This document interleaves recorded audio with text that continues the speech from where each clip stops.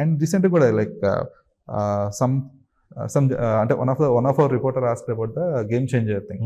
So మీరు చాలా simple గా చెప్పారు సమాధానం దానికి.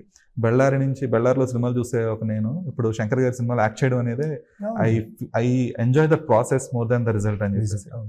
So that elevates your character as well. సో అది ఆన్సర్ బాగా నచ్చింది అనమాట. అంటే everyone is mocking Game changer.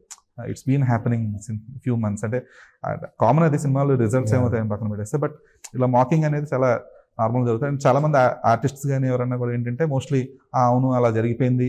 Mocking has become a joy. And అవతల వాడి పెయిన్ జాయ్ అయిపోయింది చాలా మందికి.